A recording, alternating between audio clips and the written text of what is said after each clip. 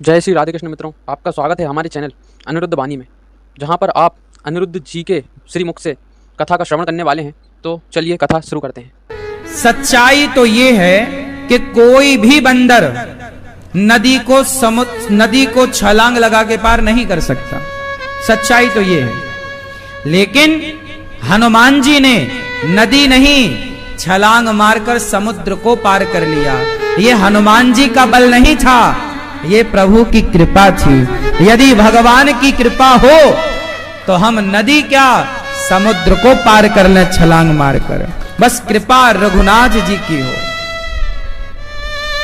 एक बंदर गया लंका, नाम था अंगद।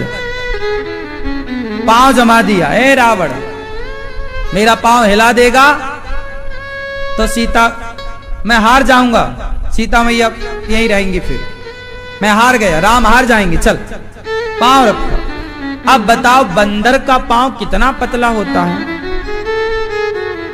बंदर का पांव हिलाना, और कौन हिलाने जा रहा था? रावण का बेटा मेघनाथ। वो मेघनाथ जिसने देवताओं को जीत लिया। मेघनाथ बहुत बलवान था। भीम के पास तो 10,000 हाथियों का बल था, भीम। लेकिन मेघनाथ के पास तो हजारों, 10,000 क्या करोड़ों हाथियों का बल कह सकते हैं आप। भीम से कई गुना बलशाली मेघनाथ था। भीम कहीं नहीं लगते थे, लग गए। हाँ या ना? बहुत बलवान था मेघनाथ। इंद्र को जीत लेता, बांध कर ले आता, पिता के कदमों में डाल देता है। पिताजी देखो इंद्र को लाया हूं।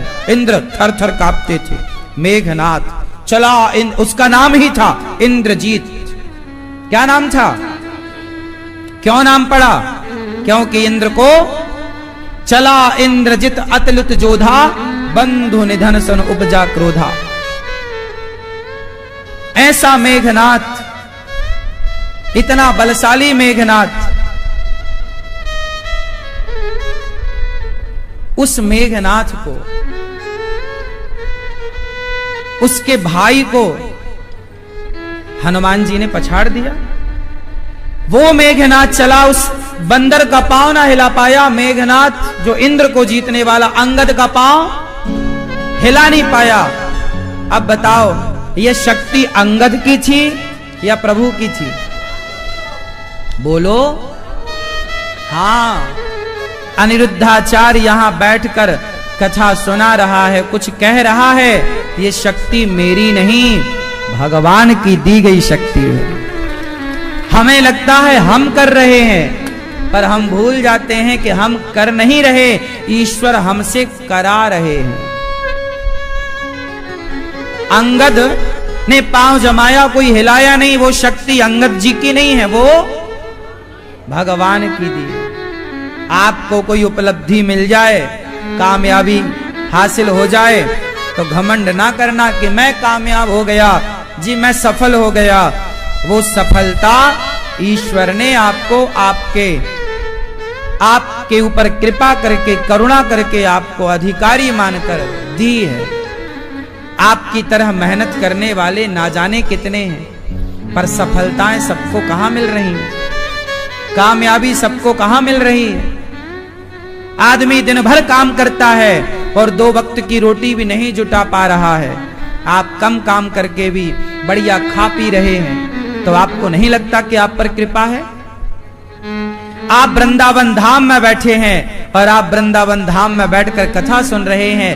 टीवी पर ना जाने कितनी माताएं, बहनें, भाई, बच्चे कथा सुन रहे हैं। वो सब वहां बैठे बैठे तड़प रहे हैं, कब वृंदावन जाएंगे, कब हम भी वहां बैठ के कथा सुनेंगे। क्या आपको नहीं लगता कि आपको भगवान ने कृपा करके बुला लिया है? क्या नहीं लगता कि आप पर ईश्वर की कृपा है, जो बार बार आने का सौभाग्य मिलता है?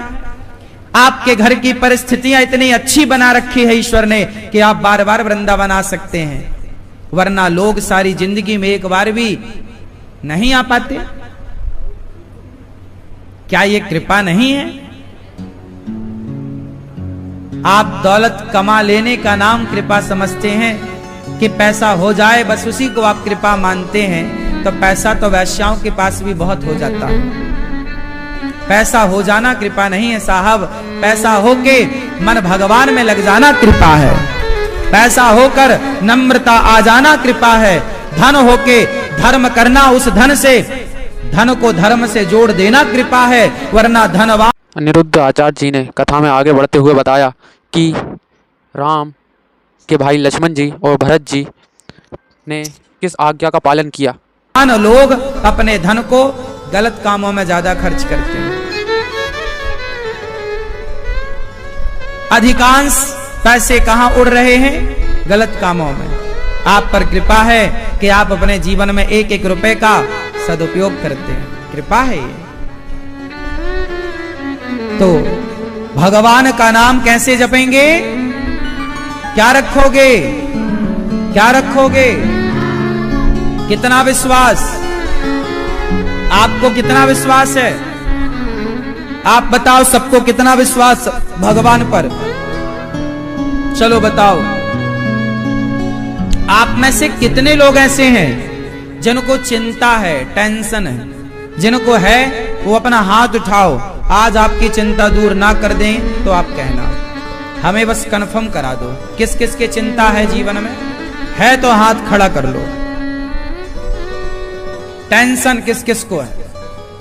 हाथ उठा लो टेंशन वाले। डिप्रेशन वाले हाथ उठाओ, टेंशन वाले, चिंता वाले हाथ उठाओ। देखो, अधिकाधिक लोगों ने बताया कि चिंता है महाराज जी। और आप में से कितने लोगों को भगवान पे भरोसा है? अब देखो, ये तो दो तरह की बातें हो गई। एक तरफ आप कह रहे हैं कि हमें भगवान पे भरोसा है, और दूसरी तरफ कह रहे हैं कि हमें चिंता है। भाई अब बताओ, अर्जुन को कृष्ण पर भरोसा था या चिंता थी? बोलो। जब भरोसा होगा तो चिंता नहीं होगी। बात सही है? और यदि चिंता है तो आपकी चिंता बता रही है कि आपका भरोसा कच्चा है।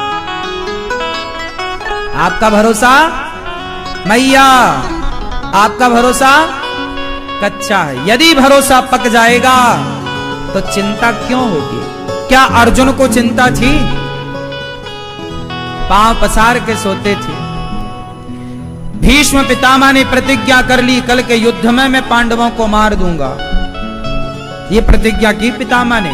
कल का युद्ध या पांडवों का अंतिम होगा या मेरा। द्रौपदी को बात पता चली, दौड़ी दौड़ी, कन्हैया कुछ सुना क्या? बोले मेरे पतियों की हत्या करना चाहते हैं पितामह। कल का युद्ध अंतिम, कल युद्ध का निर्णय हो जाएगा। द्रौपदी बोली, केशव कुछ करते क्यों नहीं? भगवान बोले चलो अर्जुन से बात करें, कल की क्या प्लानिंग है बताएगा। दौड़े अर्जुन के पास गए। अर्जुन तो खर्राटे मार के सो रहे थे। भगवान बोले अर्जुन जागो, कुछ पता चला क्या प्रभु? बोले कल आपका अंतिम युद्ध होगा। पितामह ने प्रतिज्ञा ली है, कल आपको मार देंगे। और पितामह की प्रतिज्ञा कभी अधूरी हो नहीं सकती। उनसे कौन जीतने वाला था? कल तुम्हारा अंतिम युद्ध होगा। अर्जुन बोले कन्हैया नींद बहुत आ रही, आओ आप भी सो जाओ, यहीं सो जाओ हमारे पास। भगवान बोले अर्जुन तुझे कल की चिंता नहीं है? अर्जुन बोले कन्हैया जिसकी चिंता करने आप जाग रहे हो, भला उस अर्जुन को खुद की चिंता करने की क्या जरूरत है? जब आप हैं चिंता करने वाले, जगत के पालनहार, तो मैं कितनी चिंता करूंगा? भाई अनिरुद्धाचार्य कितनी चिंता कर सकता है? चिंता मैं क्यों करूं? मुझे पता है कि मेरे गौरी गोपाल भगवान मेरे साथ हैं, वही सारा कार्य कर रहे हैं। मैं उनके चरणों में आनंद से रहता हूं। मैं काहे चिंता करूं? करें चिंता वो जिनका काम है, वो भगवान चिंता करें। हम तो निश्चिंत हैं, हम काहे चिंता करें? और हमारी औकात क्या है? हम कर क्या सकते हैं? वो जो जो कराएंगे वो होता चलेगा। कोई मैं थोड़ी करने वाला हूं, आप थोड़ी कुछ करने वाले हैं। भगवान आपसे जो जो कराएंगे वो आप करेंगे।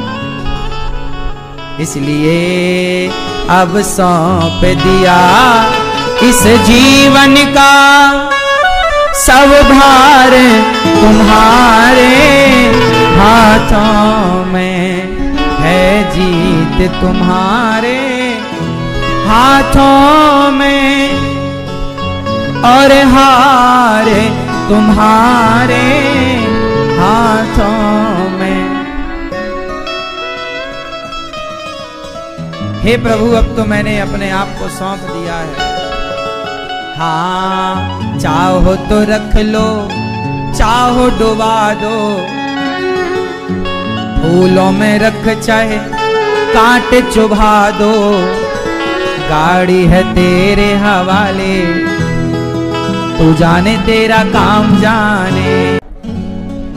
भगवान पर क्या होना चाहिए? भरोसा। और जब भरोसा है तो फिर चिंता, और चिंता है मतलब, चिंता है इसका मतलब क्या है? भरोसा नहीं। अरे जब भरोसा, और भरोसा कोई ऐरे गहरे नत्थु खैरे पर छोड़ी है, जगत के पालनहार भगवान पर भरोसा। वो भगवान जिनके एक इशारे से संसार का सृजन हो जाता है, एक इशारे से संहार हो जाता है, वो भगवान पर भरोसा करोगे तो फिर चिंता की क्या जरूरत है? इसलिए जगत के भरोसे कभी ना रहना, सदा जगन्नाथ के भरोसे रहना। भगवान राम ने माता शबरी को षडदमशील विरत बहुकर्मा, सज्जनता, सात्वी सातम, सब में ईश्वर को देखना सातवीं भक्ति है, संतोष रखना आठवीं भक्ति, समर्पण नौवीं भक्ति। ये नवधा भक्ति देकर माता शबरी पर कृपा किए और आगे आगे चले बहुरी रघुराया, ऋष्यमूक पर्वत नियराया, तहाँ रह सचिव सहित सुग्रीवा, आवत देखी अतुल बलशीला। अब भगवान आगे चले सीता मां की खोज में, तो ऋष्यमूक पर्वत नजर आया जहां सुग्रीव रहा करते थे। जब सुग्रीव ने देखा राम लक्ष्मण को आते हुए, सुग्रीव ने देखा तो सुग्रीव को डर लगा कि लगता हमारे भैया बाली ने हमें मारने के लिए किसी को भेजा। सुग्रीव बहुत डरता था किससे? तो मित्रों, कथा में आगे बढ़ने से पहले हमारी वीडियो को लाइक कर दें और चैनल को सब्सक्राइब कर दें और कमेंट सेक्शन में जय श्री राधे कृष्णा लिख दें। तो मित्रों चलिए कथा में आगे बढ़ते हैं। किससे? क्या नाम था भाई का? सुग्रीव के भाई का नाम क्या? पीली मैया बताएंगी। पीली मैया। सुग्रीव के भाई का नाम क्या था? ओ मेरी माँ, यहां बोलो, क्या था? हाँ, ये भी सुन के बताया है आपने। नकलची मैया। नकल करती हैं कथा में, देखो।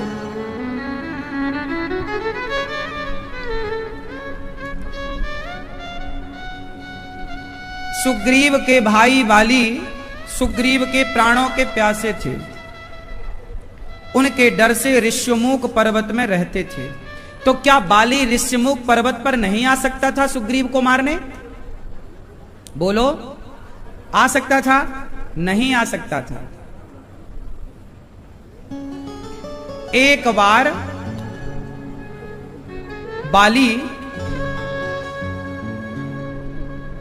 एक सरोवर में एक मछली और मत्स्य क्रीड़ा कर रहे थे। तो बाली ने उन मछली और मत्स्य को, उनमें से एक को मार दिया। तो वहां एक संत जी तपस्या कर रहे थे। संत जी ने श्राप दिया कि क्या बिगाड़ा था तेरा? जंगल के जीव जंतु हैं, जलचर जीव हैं, क्यों तू मारता रहता बेवजह? जा मैं तुझे श्राप देता हूं, आज के बाद यदि तू इस पर्वत पर आया तो तू मर जाएगा। तो बाली को श्राप लग गया था कि इस पर्वत पर, इस क्षेत्र में यदि आया तो बाली मर जाएगा, इसलिए बाली वहां नहीं जाता था।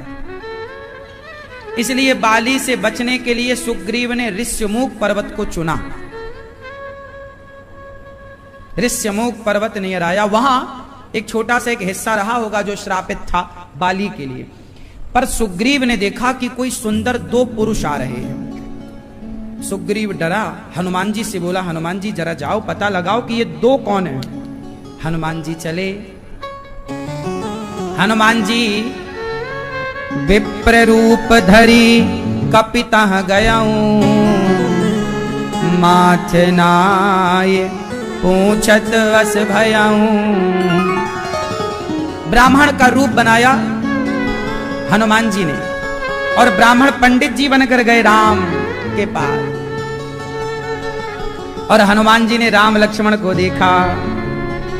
को तुम श्यामल गौरे शरीरा, छत्री रूप फिरहूं बनवीरा। हे श्याम और गौर शरीर वाले मनुष्य, ये बताओ कि तुम कौन हो। कठिन भूमि कोमल पदगामी, भूमि बड़ी कठोर है, आपके चरण बड़े कोमल लग रहे हैं, आप बड़े सुकुमार हैं, कौन है आप। हनुमान जी देखो, हनुमान जी राम को ना पहचान पाए पहली मुलाकात में। हनुमान जी की नजरें धोखा खा गईं।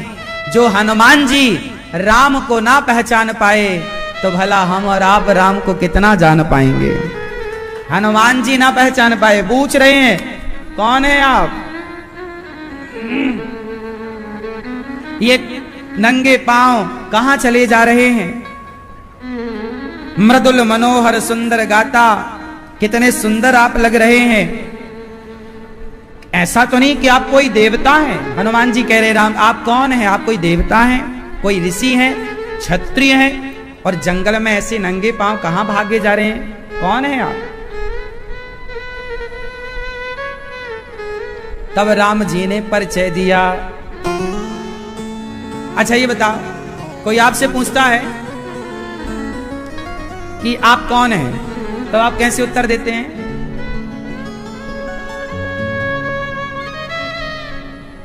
राम जी कह रहे हैं कौशलेश दशरथ के जाए, हम पितु वचन मानि बन आए। हे ब्राह्मण देवता, राम जी कह रहे हैं हे ब्राह्मण देवता, हम कौशलेश, देखो राम जी कितना बढ़िया उपदेश कर रहे हैं हम सबके लिए। आपके पिताजी का नाम क्या है, आपके मोहनलाल। आप क्यों भैया मोबाइल वाले, आपके पिताजी का नाम बताओ।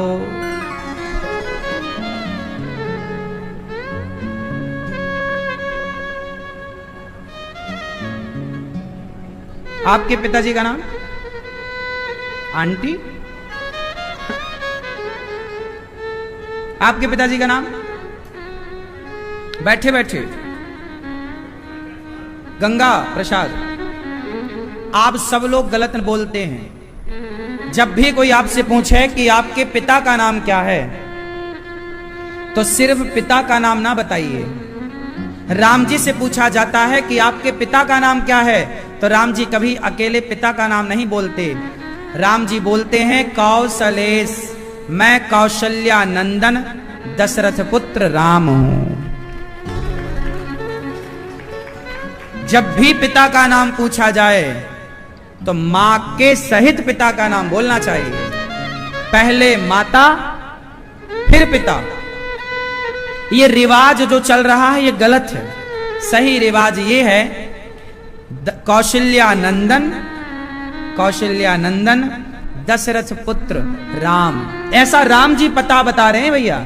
जैसे आपने बोला गंगा प्रसाद, तो पहले आपको अपनी माता का नाम बोलना चाहिए था।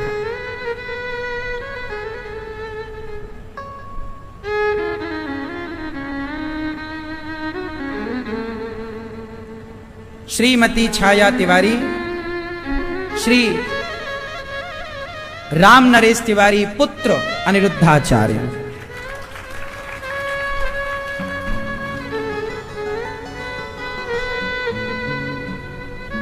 माता, जब आप हमसे पूछेंगे महाराज जी आपके पिताजी का नाम क्या है, तो हम बोलेंगे श्रीमती छाया तिवारी, श्रीमान श्री राम नरेश तिवारी पुत्र अनिरुद्धाचार्य। मैं माता को क्यों छोड़ूं? क्या मेरे जीवन में केवल पिता का योगदान है, मां का नहीं है? तो जब आप अपने बाप का नाम लेते हो तो अकेले बाप का क्यों, माता के साथ लो ना पिता का नाम। ये तो गलत हो गया, तुमने तो मां को बिल्कुल हटा दिया सब जगह से। राम जी कह रहे हैं कौशलेश, पहले माता बोला राम जी ने, मैं कौशल्या नंदन दशरथ पुत्र राम हूं। कौशलेश दशरथ के जाए हम पितु वचन, हम पिता का वचन मानने के लिए बन आए। हाँ, और सुनो, यहां पर हरि निश्चर वैदेही, यहां पर हमारी पत्नी का हरण एक राक्षस ने कर लिया है, उसी को ढूंढते ढूंढते हम यहां आए हैं। हनुमान जी समझ गए कि ये भगवान है, चरणों में गिर पड़े। प्रभु पहचान पर्यों गही चरना, हनुमान जी चरणों में गिर पड़े।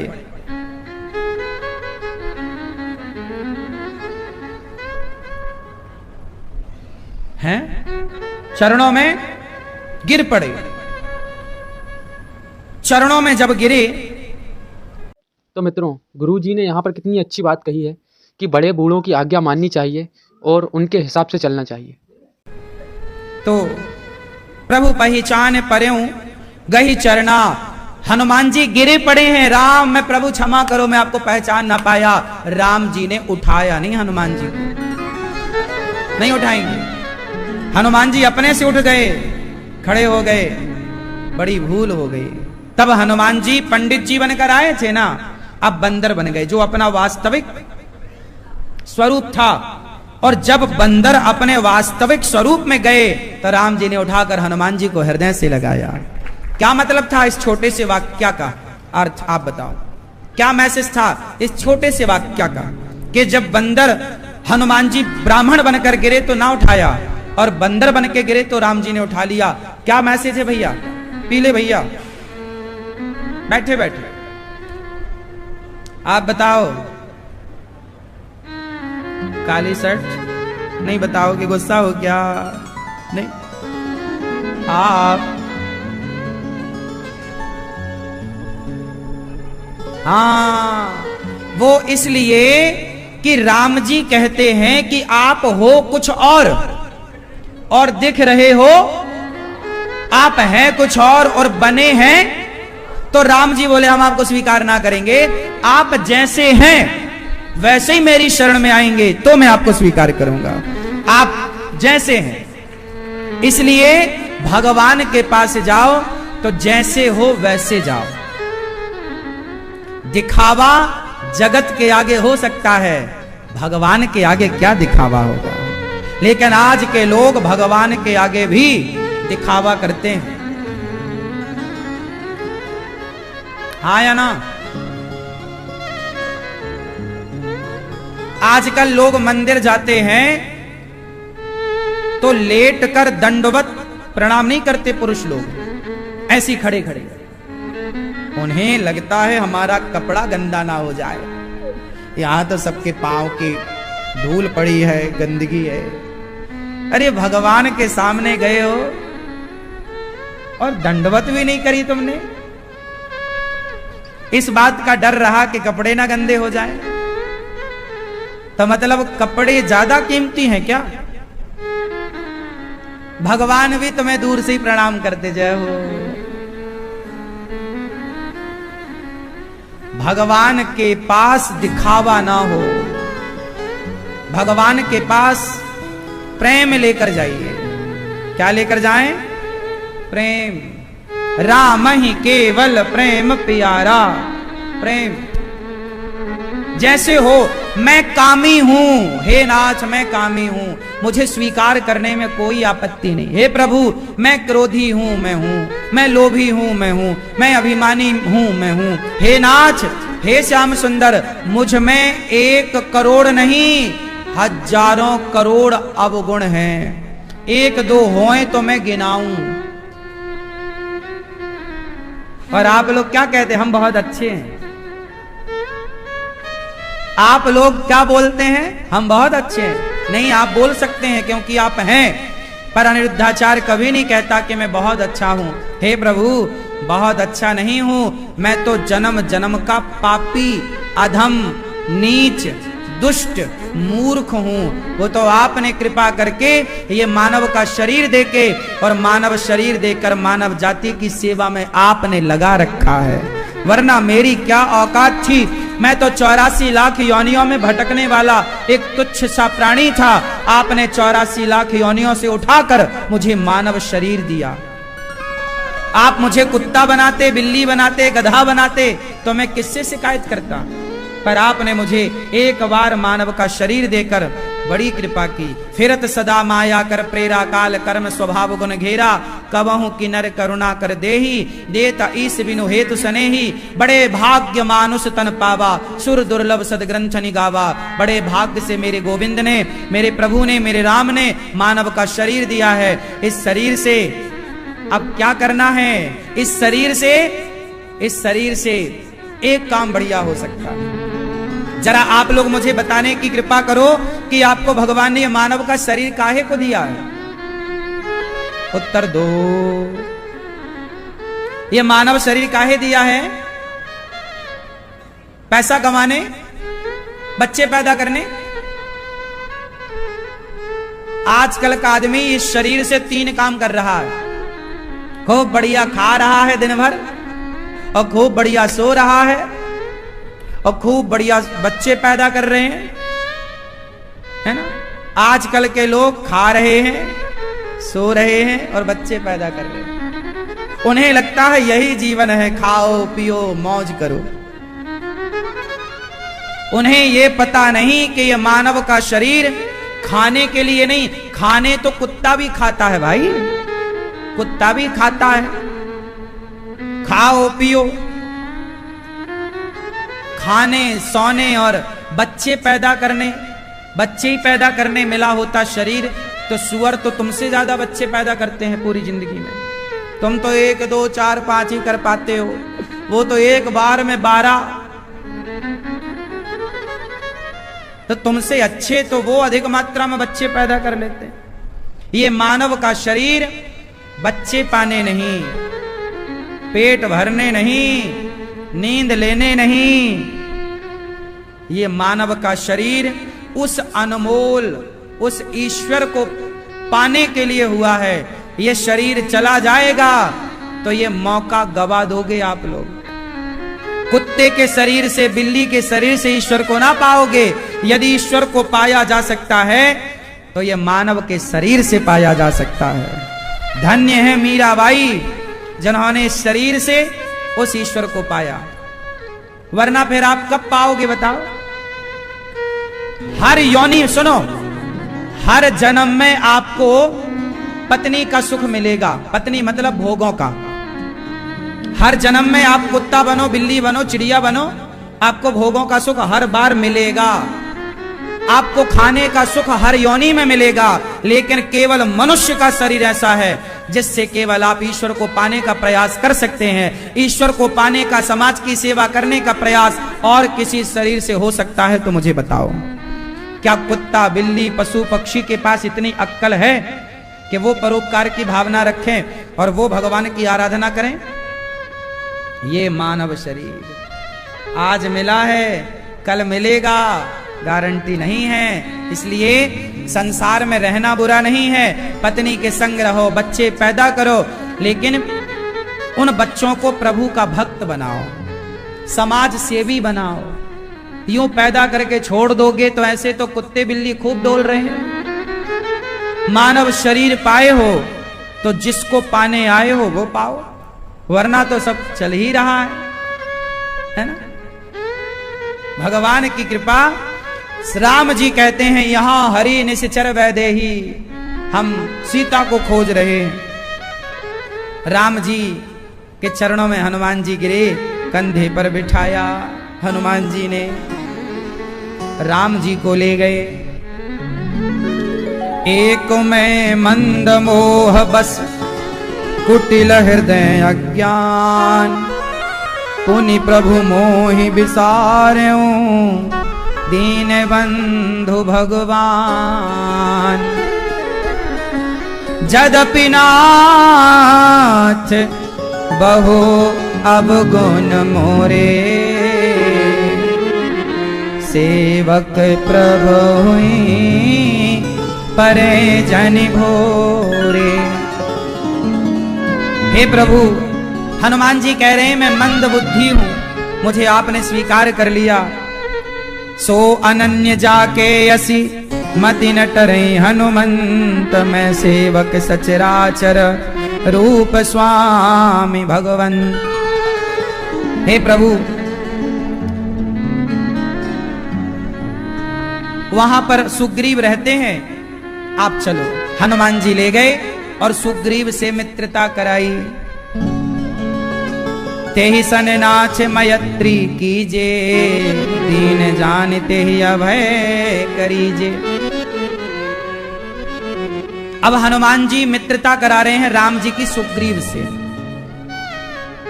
तब हनुमंत उभय दिशि की सब कथा सुनाए, पावक साखी देय करी जोरी प्रीति दृढ़ाए। अच्छा, सुग्रीव अच्छे आदमी थे कि बुरे आदमी थे?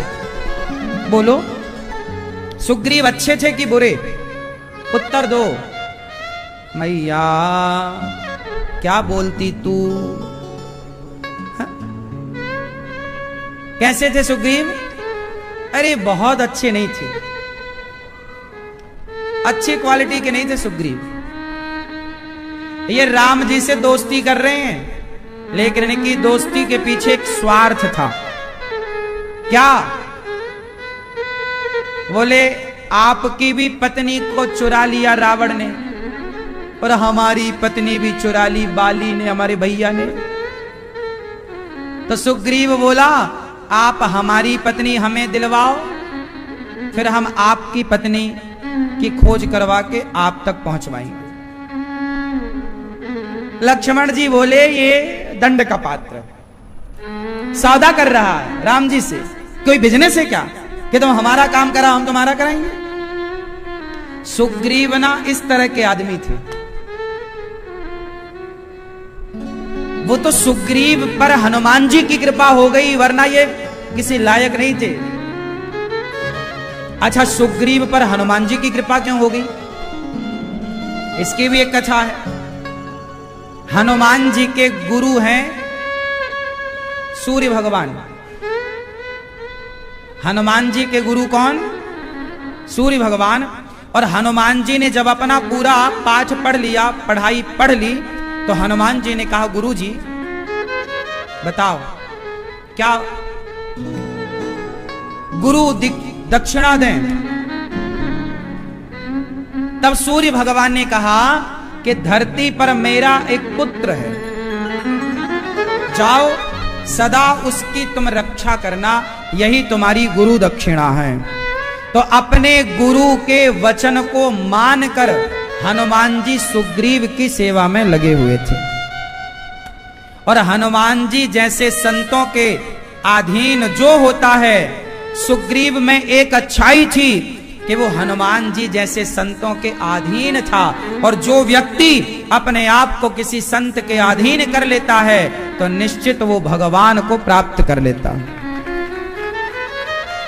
अधीनता जरूरी है। जैसे एक स्त्री को एक पुरुष जरूरी है, और एक पुरुष को एक स्त्री जरूरी है, इसलिए विवाह बनाया गया। हाँ या ना? अच्छा सच्ची बताओ, जीवन जीने के लिए पत्नी और पति आवश्यक हैं या नहीं? हाँ या ना में उत्तर दो। क्यों? पति पत्नी आपका विवाह हुआ? आप नहीं बताओगे? अरे आगे वाले हुआ? यदि विवाह ना होता आपका तो जिंदगी गुजरती कि ना? रो रो के गुजारते। अभी तो थोड़ी बहुत हंस भी लेते हो। या फिर साधु हो जाओ या फिर संत हो जाओ। भाई संत हो जाओगे तो फिर गुजर जाएगी, और संत ना भय और ब्याह ना हुआ तो गुजरना कठिन है। इसलिए विवाह जरूरी है। एक स्त्री को पुरुष का साथ चाहिए और एक पुरुष को स्त्री का साथ। दोनों अधूरे हैं एक दूसरे के बिना। यह बात सही है कि गलत है? हाँ या ना? एक दूसरे का साथ चाहिए। जैसे पति पत्नी दोनों को एक दूसरे की जरूरत पड़ती है, एक दूसरे के साथ की जरूरत पड़ती है। तो मित्रों, कथा में आगे बढ़ने से पहले हमारी वीडियो को लाइक कर दें और चैनल को सब्सक्राइब कर दें और कमेंट सेक्शन में जय श्री राधे कृष्णा लिख दें। तो मित्रों चलिए कथा में आगे बढ़ते हैं। ये भव सागर को पार करना बिना गुरु के बहुत कठिन, इसलिए गुरु की जीवन में आवश्यकता पड़ती है। और हनुमान जी कौन है? कृपा जय जय जय हनुमान गोसाई, कृपा करहु गुरुदेव की। हनुमान जी आप हमारे गुरु हैं। हनुमान जी जैसा गुरु हो तो राम तो मिलेंगे। तो सुग्रीव में एक बात अच्छी थी कि वो हनुमान जी जैसे संतों के अधीन थे। बस हम और आप भी किसी ना किसी संत के गुरु के अधीन हो जाएं, अधीनता स्वीकार करें। आजकल लोग कहते हैं ना गुरु क्यों बनाएं? देखो, विवाह करना जरूरी है।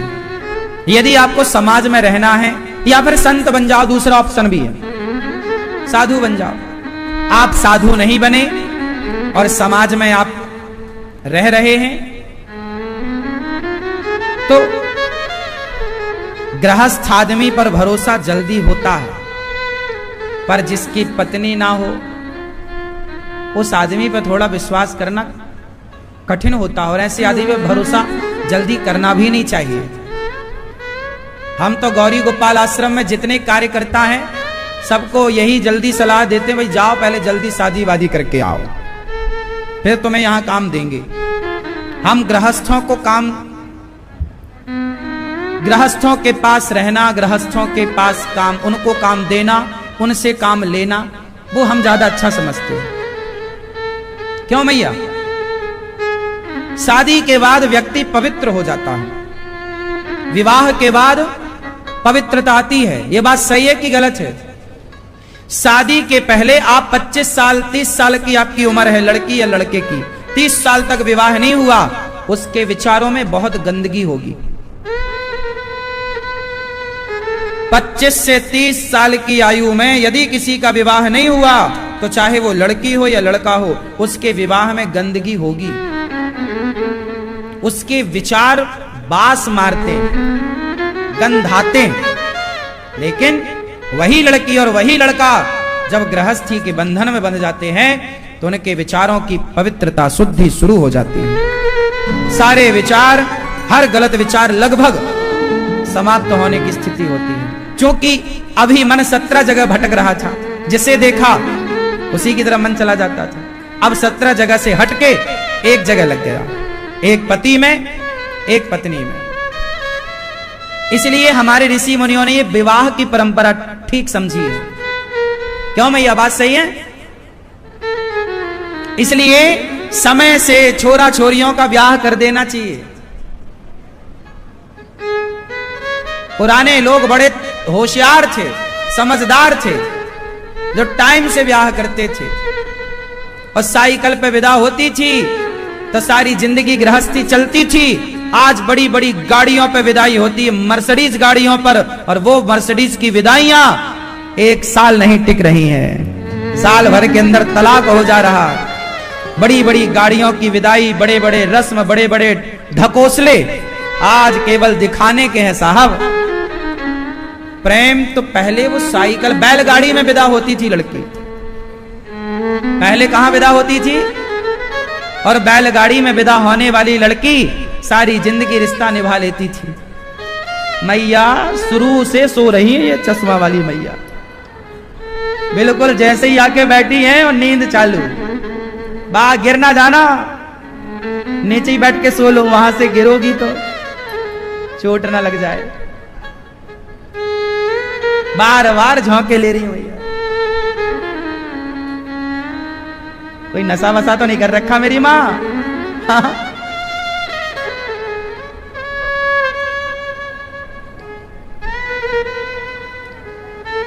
मैं भी कब तक ना बोलूं?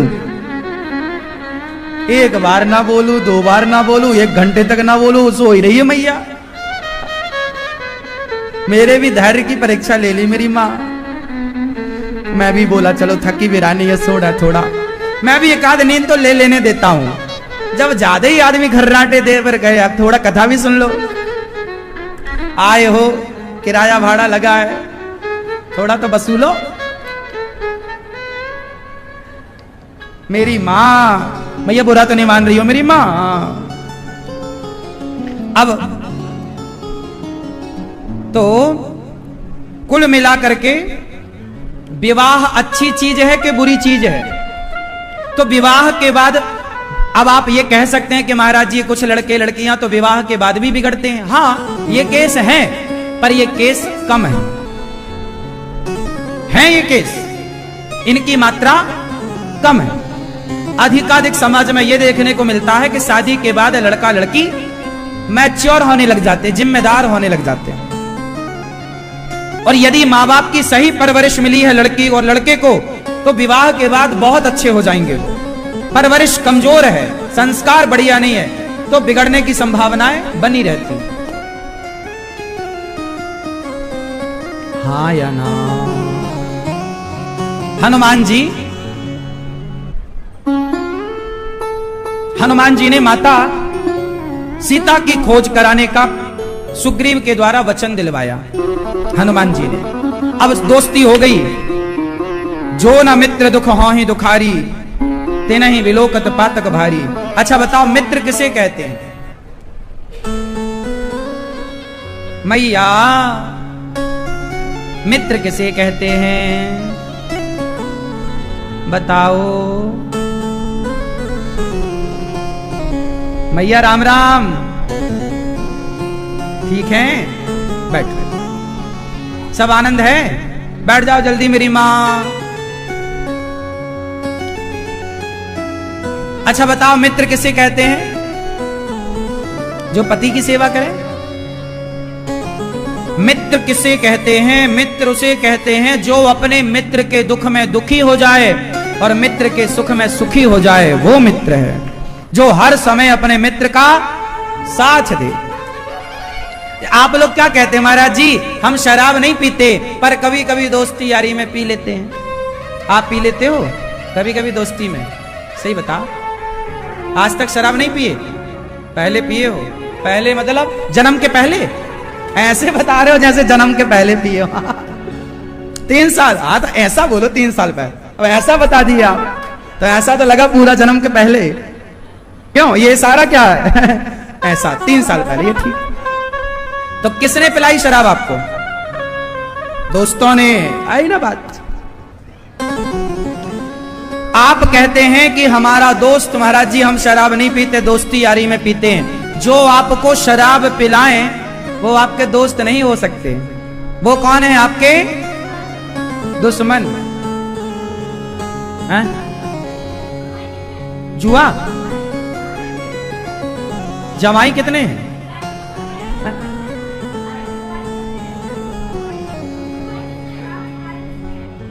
छुड़वाई किसने? किसने छुड़वाई है? अच्छा, कथा सुन के छोड़े हो 3 साल से? ये बहुत अच्छी बात, बहुत बढ़िया। तो ये लोग शराब पीते हैं और क्या कहते? दोस्ती यारी में पी लेते हैं। शराब पीना दोस्ती यारी में। अरे जो दोस्त आपको शराब पिलाएं वो दोस्त नहीं है। अब मेरा कोई दोस्त आए और अनिरुद्धाचार्य से कहे यार मेरा दोस्त अनिरुद्धाचार्य, तुम एक पैक मार लो शराब का, तो क्या वो उस दोस्त के कहने से मैं उससे पलट कर कहूंगा अपने दोस्त से कि यार यदि मैं तेरे लिए पी सकता हूं तो मेरे लिए तू छोड़ क्यों नहीं सकता? मैं ही क्यों दोस्ती निभाऊं, कुछ तू भी तो निभा।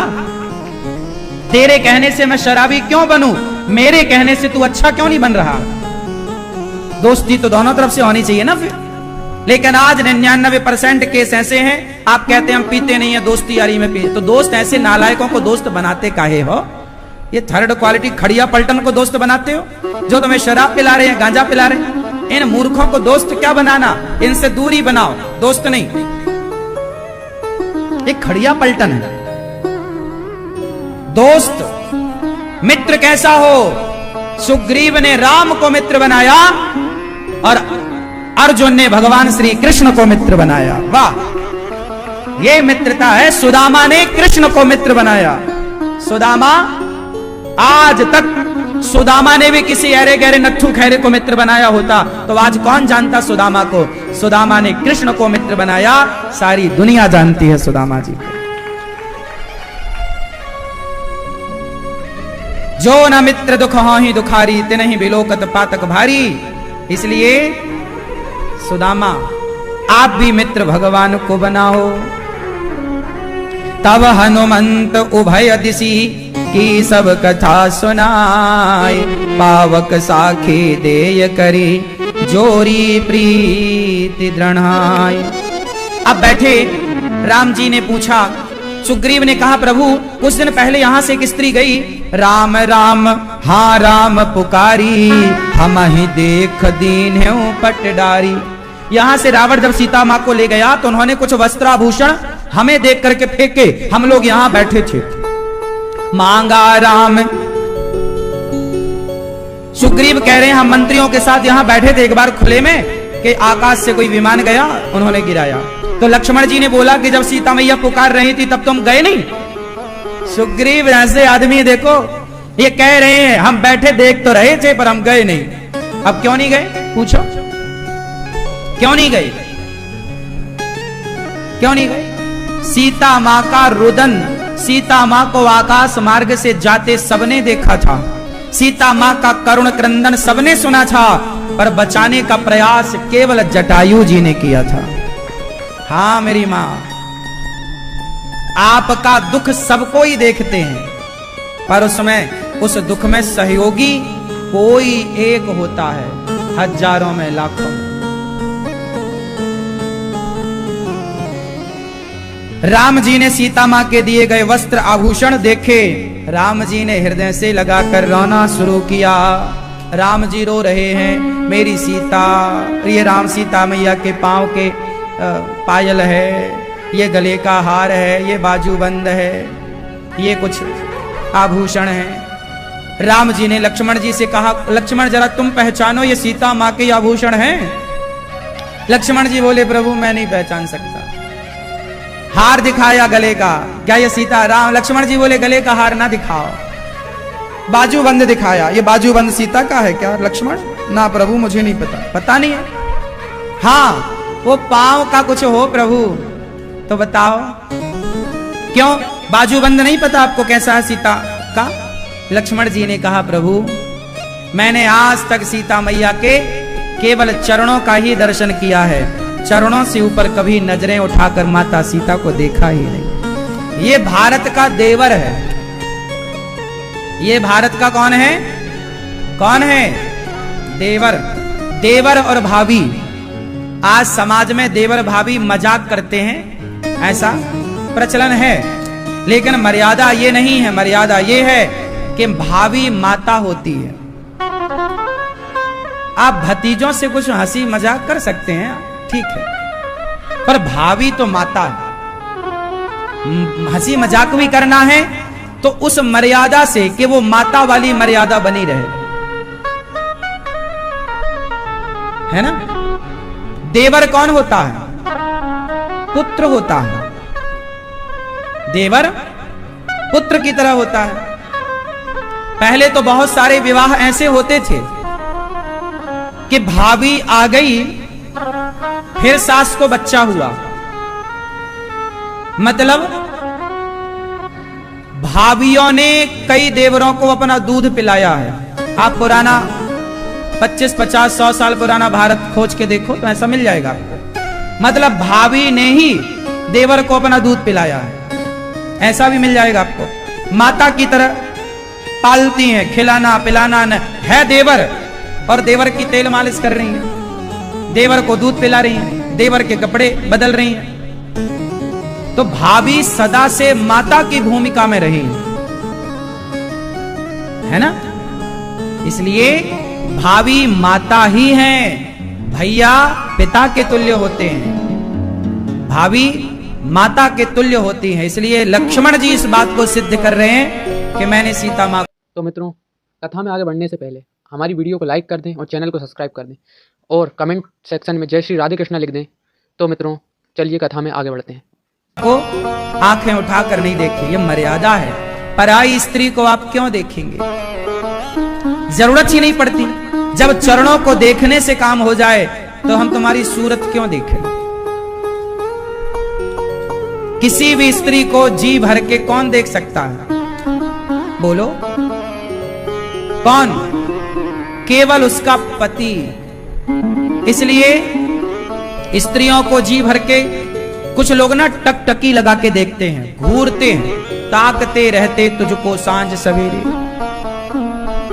ये ताकने की परंपरा हमारी नहीं है। हम क्यों किसी स्त्री को ताकें, क्यों देखें? इसलिए कुछ लोग ना क्या करते, कैसे देखते हैं, नजरें गड़ाते। कोई स्त्री आई नजरें गड़ा देते हैं। गलत है ये तरीका देखने का। समाज आपको किस तरीके से देखती, इसलिए स्त्रियों को चाहिए कि आप अपने शरीर को ढक करके रखें, क्योंकि देखने वाले कोई आपको बहन के नजरिए से नहीं देख रहे हैं, कोई आपको मां के नजरिए से देखने वाले कम हैं, कोई बेटी की नजरिए से देखने वाले लोग होंगे कम। इसलिए हमारे भारत में कपड़े पहनने की परंपरा है, फुल कपड़े पहनने की परंपरा है, शरीर को ढकने की परंपरा है। वो तो आज की आधुनिकता ने लोगों को नंगा नाच नचाने के लिए आज की आधुनिकता ने मजबूर कर रखा है। लोग इसी को फैशन मानते हैं। ये फैशन नहीं है, ये सत्यानाश है ना, ये अश्लीलता है, ये मर्यादा नहीं है। कोई भी मर्यादित व्यक्ति से गलत कहेगा, हाँ अश्लील व्यक्ति से सही ठहराएगा। आज कुछ लोग इस अर्ध नग्नता को सही ठहरा रहे हैं। ये कौन लोग हैं? एक पिक्चर आपने देखी होगी, एक अश्लील पिक्चर है। आजकल तो सभी पिक्चरें लगभग अश्लील हैं। तो पिक्चर बनाने वाले से किसी महिला ने क्वेश्चन किया। मैं समाचार में एक इंटरव्यू सुन रहा था। उस पिक्चर बनाने वाले होते हैं ना, प्रोडक्शन करते हैं, जो पूरा निर्माता, फिल्म के निर्माता निर्देशक, वो आदमी को एक महिला ने सवाल किया कि भैया आप इतनी अश्लील मूवियां क्यों बनाते हैं? आप अपने अभिनेत्री को, उस पिक्चर की हीरोइन को जरा से कपड़े क्यों पहनाते हैं? उसने कहा, महिला ने, कि इससे हमारे भारत की परंपरा बिगड़ रही है। वो मूवियां आपकी जब लड़कियां देखेंगी तो वो भी जिद करेंगी कि हम भी इतने ही कपड़े पहनेंगे।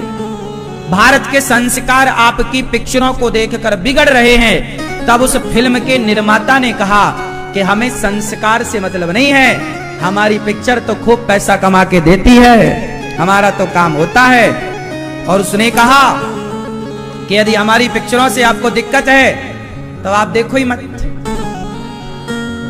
उसने कहा कि डिमांड है ऐसी पिक्चरों की तो हम बनाते हैं। आजकल पूरे कपड़े पहना के रखेंगे, वो बोला उसने, निर्माता ने, तो कौन देखेगा? मतलब आज के आदमी पैसा कमाने के चक्कर में इतने पागल हैं कि वो सारे भारत का संस्कार बिगाड़ सकते हैं। पैसे के एक व्यक्ति अपने पैसे की हवस मिटाने के लिए, पैसे की भूख मिटाने के लिए पूरे भारत का सत्यानाश करने पर तुला है, पूरे भारत के संस्कारों को बिगाड़ने पर तुला है कि बस मेरा पैसा कहीं ना जाए। अरे ऐसी अश्लीलता भरी पिक्चरें जब समाज को परोसोगे तो देखते तो सभी हैं, लड़कियां लड़के सब देखते हैं। तो आजकल वही मूवियों का असर समाज में दिखता है। और ये लड़कियों को क्या लगता है जी हम सही हैं। हम कहते हैं जरा कपड़े पूरे पहन लिया करो, फटे वटे कपड़े पहनने से क्या होगा। नहीं नहीं, आप गलत सोच वाले हैं महाराज जी, आपको जानते ही नहीं। वो अपने कोई गलत कह देती हैं। अरे मर्यादा में रहना कौन सा गलत है। तुम्हारी माँ से पूछ लो, दादी से पूछ लो। आधुनिक होना आज के समय पे होना गलत नहीं है, आज की आधुनिकता में रहना गलत नहीं है। अरे आज की आधुनिकता में तो हम भी रहते हैं, पर देखो अपने शरीर को ढक करके रखते हैं, मर्यादा में रखते हैं। आप भी रहो। आज बहुत सारी हमारे देश की स्त्रियां हैं जो बड़े बड़े पदों पर हैं। अब हमारे देश की राष्ट्रपति हैं, अभी वर्तमान में हमारे देश की राष्ट्रपति एक महिला ही तो हैं, हाँ या ना। अब उनके कपड़े देखो कैसे पहनती हैं, बिल्कुल सभ्य मर्यादित। यही परंपरा है भारत की। इसलिए हमारे भारत की और अन्य महिलाएं हुई हैं, बड़े बड़े राजनीति में महिलाओं का योगदान है, बड़े बड़े स्थानों पे महिलाएं हैं, पर वो मर्यादा में है। अभी आपने देखा अंबानी जी के यहां शादी हुई, अंबानी जी की पत्नी देखो उन्होंने कितनी बढ़िया, कितने मर्यादित कपड़े पहन रखे थे, हाँ या ना। कितने अच्छे रीति रिवाज से उनके यहां विवाह की रस्म पूरी हुई, ब्राह्मण को बुलाया गया, मंत्र पढ़े गए, एक भारतीय रस्म पूरी की गई। आज तुम जरा सा पैसा पा लेते हो, उछल कूद करने लग जाते हो। अंबानी इतना पैसे वाले हैं कि 5-6 देशों को खरीद सकते हैं 1 घंटे में, लेकिन वो इतनी शालीनता, इतनी मर्यादा में रहते हैं। उनकी स्त्रियां, उनके घर की नारियों को आपने देखा कितनी मर्यादा में है। तो मर्यादा यही है। तुम्हारा ये जो आज जरा पैसा पाया और नंगे घूमने लग गए, फटे फटे कपड़े पहनने लग गए, है ना। ये सब ये दर्शाता है कि तुम कितनी ओछी बुद्धि के हो, कितने उछले हो। गहराई नाम की कोई चीज नहीं, गहराई समुद्र में होती है। कैसे बनो? गंभीर बनो। कैसे बनो? गंभीर बनो। पैसा पाकर उछलना नहीं है, पैसा जाने पर रोना नहीं है। हर समय गंभीरता से, हर समय एक मर्यादा। पुरुषों या स्त्रियों को छोड़िए, अनिरुद्धाचार्य को आपने हमेशा कथा में दुपट्टे के साथ देखा होगा, हाँ या ना। हम देखो दुपट्टा डाल के कथा में बैठते हैं, क्यों? ये दुपट्टा केवल स्त्रियों को डालना चाहिए ना, पुरुषों की भी। पुराने पुरुषों को देखना, सारे पुरुषों के कंधे पर गमछा मिलता था, हाँ या ना। अंगवस्त्र, कंधे पर दुपट्टा केवल स्त्रियों के कंधे पर नहीं साहब, पुरुषों के भी कंधे पर। हमने आज के 50 साल पहले तक प्रत्येक बुजुर्ग बूढ़े के कंधे पर एक दुपट्टा गमछा होता था। स्त्रियों के कंधे पर गमछा दुपट्टा होना कितनी अच्छी बात है। लेकिन अब दुपट्टे की बात करना आज के युग में, लोग हमें ही कहेंगे आप तो क्या बात करने बैठ जाते हैं। चलो, सुग्रीव से पूछा राम जी ने कि बताओ आप ये जंगल में क्यों रहते हो, परिवार कहां, पत्नी कहां? तब सुग्रीव ने कहा, नाथ बाली अरु मैं दो भाई, प्रीति रही कछु वरन न जाई।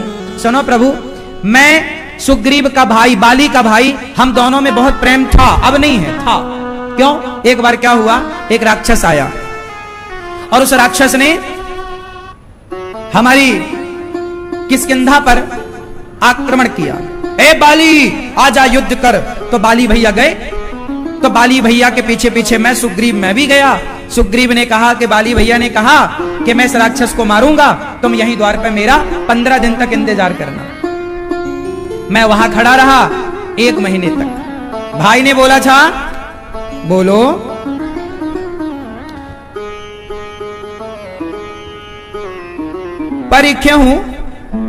परिखेसु मोहि एक पखवारा। एक पखवारा मतलब 15 दिन। एक पखवारा तक खड़े रहना। मैं खड़ा रहा, मैं 2 पखवारा 1 महीने तक खड़ा रहा। जब मेरा भाई ना आया, मास दिवस तह रहूं खरारी, मैं 1 महीने तक खड़ा रहा। भाई नहीं आया तो मुझे लगा कि मेरा भाई मर गया। तो मैंने उस गुफा में एक पत्थर लगा दिया और आया तो नगर वासियों ने मुझे राजा बना दिया। और मैं राजा बना, तब तक बाली आया और बाली ने कहा, अच्छा मुझे मरवा कर तू राजा बनना चाहता था, ये तेरा षड्यंत्र है। देखो जरा, भाई भाई की लड़ाई कब होती है? जब भाइयों में गलतफहमी आ जाए। सुग्रीव और बाली के रिश्तों में क्या आ गई? क्या गलतफहमी आई? बाली को लगा कि इसी ने मुझे मरवाने का प्रयास किया, मेरी सत्ता चाहता है। तो बाली ने जो सुग्रीव को मारा, मार मार के अधमरा किया। सुग्रीव भागा। भैया भैया, आपने तो बोला 15 दिन में 1 महीना खड़ा रहा, तू चाहता था। अब बाली को अपनी गलती समझ में नहीं आई कि भाई वो 15 दिन एक्स्ट्रा खड़ा रहा। एक ना सुनी, सुग्रीव की कोई गलती नहीं थी, उसके लोगों ने जबरदस्ती राजा बना दिया। लोगों ने, प्रजा ने, मंत्रियों ने। और बाली ने मारा। सुग्रीव बोले, हे प्रभु, मेरे को राज्य से निकाल दिया और मेरी पत्नी पर कब्जा कर लिया। सुग्रीव की पत्नी अब बाली रखता, पत्नी की तरह। भाई की पत्नी रखा, बताओ। तब राम जी ने कहा, सुन सुग्रीव, मारी हूं बालहि कही बाण, ब्रह्म रुद्र शरणागत गए नवर हैं प्राण। ए सुग्रीव सुन, मैं बाली को एक ही बाण से मारूंगा, जा युद्ध कर। अब सुग्रीव गया राम के भरोसे, बाली को ललकारा, बाली आजा युद्ध कर। अब गए, सुग्रीव गए, बाली आया, सुग्रीव पुकार रहा है, बाली आया। और बाली और सुग्रीव का जो युद्ध हुआ, तो सुग्रीव को लगा अब मारेंगे बाली को, अब मारेंगे। 2 घंटे हो गए, सुग्रीव पिटने लग गया। बाली बड़ा बलवान था, मारा। अब सुग्रीव भागा, हे प्रभु भागा। राम जी के पास गया, क्यों नहीं मारा आपने? राम जी बोले, मेरे को गलतफहमी हो गई। एक रूप तुम भ्राता दो, ते ही भ्रम ते नहीं मारे सो। अच्छा ये बताओ, राम जी कह रहे हैं कि तुम दोनों को देखकर हमें भ्रांति होगी, तुम दोनों दिखने में एक से हो। तो हमें लगा बाली कौन और सुग्रीव कौन। अच्छा ये बताओ, क्या भगवान को भ्रांति हो सकती है? देखो मैया फिर सो रही है मस्त। मैया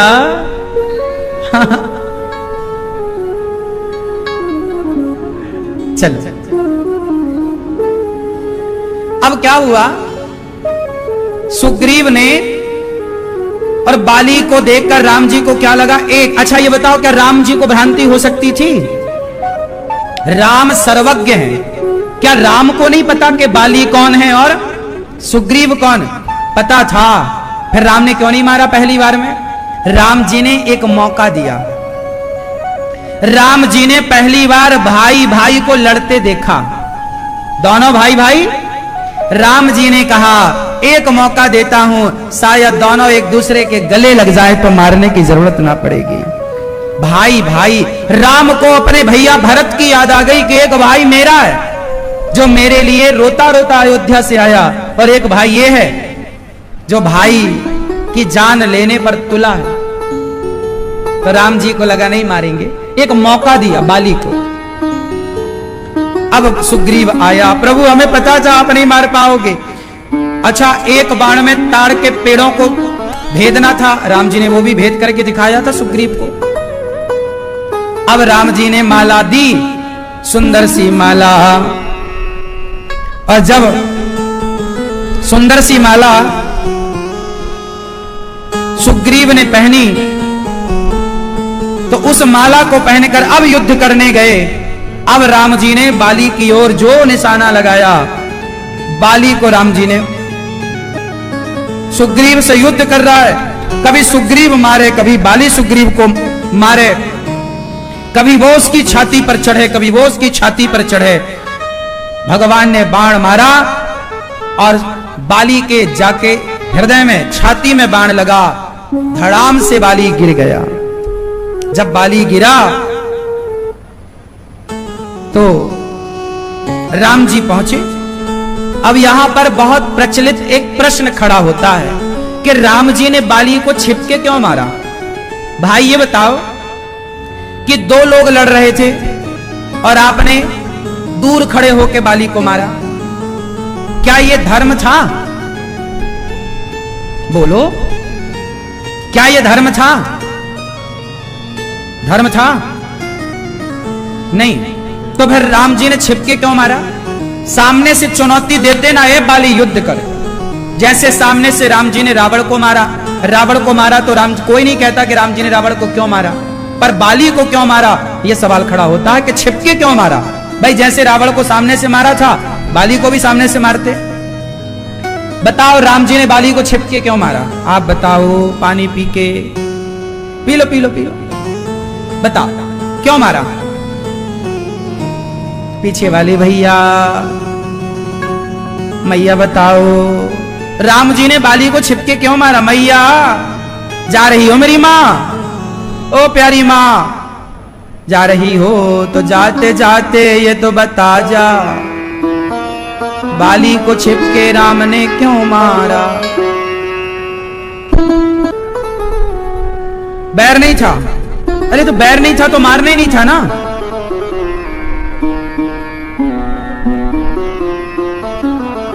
हा? क्या अच्छा है?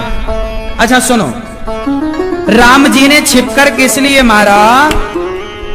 क्योंकि राम जी यदि सामने जाते तो बाली राम की शरण में आ जाता। राम की शरण में बाली आ जाता, और यदि शरण में आता तो राम जी कहते हैं कि शरण में आए हुए को मैं कभी नहीं मारता।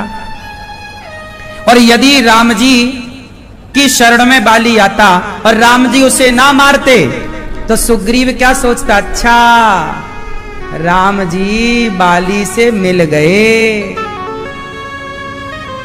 फिर क्या होता? राम जी की मित्रता कलंकित हो जाती। भाई दुश्मन का मित्र भी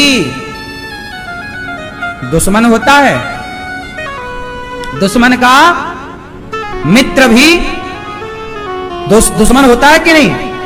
तो बाली, सुग्रीव का दुश्मन कौन? बाली। सुग्रीव का दुश्मन बाली।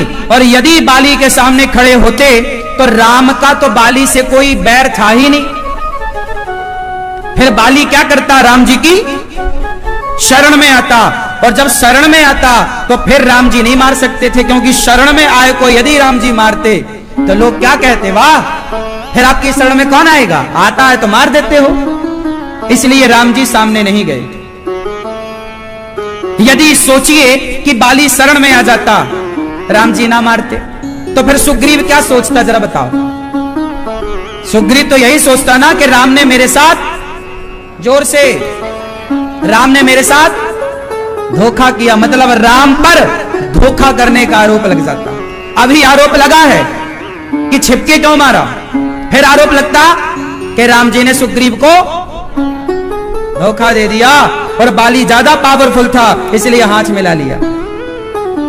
इसलिए आगे ये आरोप लगता रहे कि छिपके क्यों मारा, पर ये आरोप ना लगे कि राम जी ने धोखा दे दिया, इसलिए राम जी ने छिपके मारा। दूसरा कारण सुनो, राम जी ने बाली को छिपकर किस लिए मारा? कि बाली यदि शरण में आता तो भगवान कहते हैं सन्मुख होहि जीव मोहि जबहि जन्म कोटि अघ नासहि तबहि। शरण में आ जाता तो क्षमा कर देते, और क्षमा कर देते बाली को। तो सुग्रीव को वचन दे चुके थे कि सुन सुग्रीव मारी हूं बाल ही एक ही बाण। राम जिसको वचन दे देते हैं वो वचन पूरा करते हैं, और राम जी ने सुग्रीव को वचन दे दिया था कि मैं बाली को मारूंगा क्योंकि उसने तेरी पत्नी का अपहरण किया है। और शरण में आ जाता, छोड़ देते, तो सुग्रीव को दिया गया वचन का क्या होता? फिर लोग कहते कि राम तो अपना वचन पूरा करते ही नहीं, और रघुकुल रीत सदा चली आई, प्राण जाए पर वचन न जाई। वो वचन की मर्यादा राम जी के ऊपर थी कि जो वचन दिया है निभाना, जो वादा किया वो निभाना। इसलिए राम जी ने फिर राम जी को लगा, लोग आरोप लगाएंगे कि छिपके क्यों मारा, छिपके लगाते रहो, छिपके क्यों मारा, ये आरोप ज्यादा अच्छा है या राम जी ने मित्र को विश्वासघात किया मित्र के साथ, ये आरोप ज्यादा अच्छा था? छिपके क्यों मारा यही आरोप ठीक है, बाकी आरोप जो लगते वो इससे ज्यादा खतरनाक थे। इसलिए राम जी ने कहा, अच्छा राम जी की बाली से कोई शत्रुता तो थी नहीं, शत्रुता तो थी नहीं, क्यों मारते? मारने का कोई कारण भी तो नहीं था। भाई हम आपको तब मारेंगे जब आप कोई गलती करें, आपने गलती नहीं की। हां अब बताओ, राम जी जंगल के राजा हैं, बोलो हां। राम जी से बाली ने कहा क्यों मारा मुझे? बाली ने कहा क्यों मारा राम जी आपने मुझे?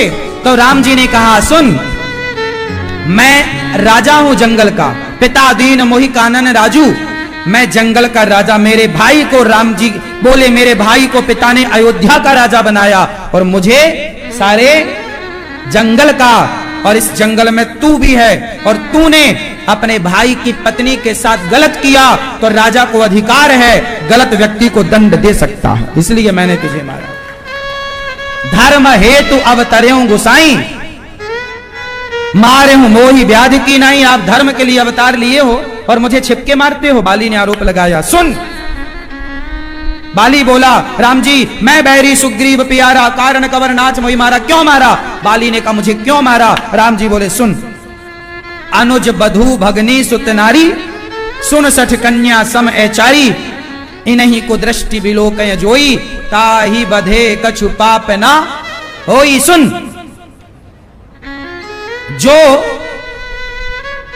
छोटे भाई की स्त्री, बहन, पुत्र की स्त्री और बेटी, इन चारों पर जो गलत नजरें रखता है, तेरे सगे भाई की पत्नी थी ना, और तूने अपने सगे भाई की पत्नी का अपहरण करके तूने उससे संबंध बनाया।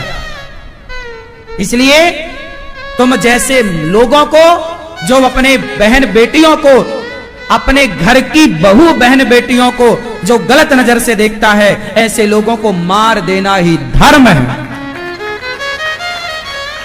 ऐसे लोगों को मार देना ही, इसलिए मैंने तुझे मारा। अब बताओ राम जी ने ठीक मारा कि गलत मारा? क्यों मैया बोलो? हम तो कहते अच्छा मारा, ठीक मारा। अब ये अपने भाई की पत्नी के साथ गलत करता था। अब बोला बाली बड़ा बोले मैं तो बंदर हूं। बंदर के लिए काय को पत्नी और काय को पराई औरत? बंदर तो बंदर चंचल है, कभी इस बंदरिया के संग कभी उस बंदरिया के संग।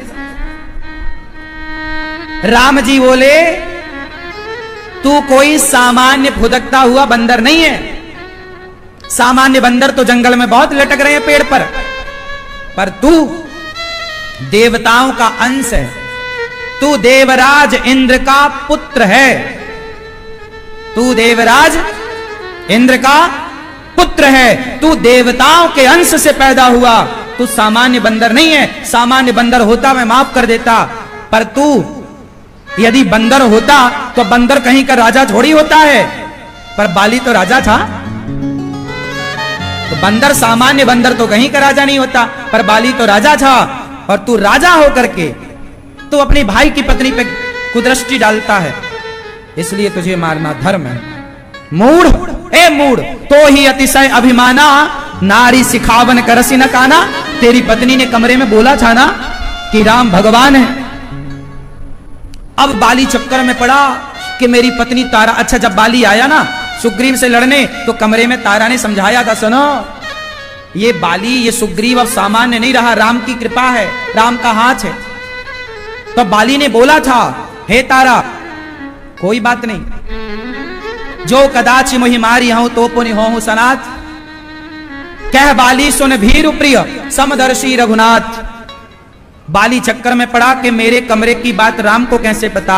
अब तो मित्रों, कथा यहीं पर समाप्त होती है।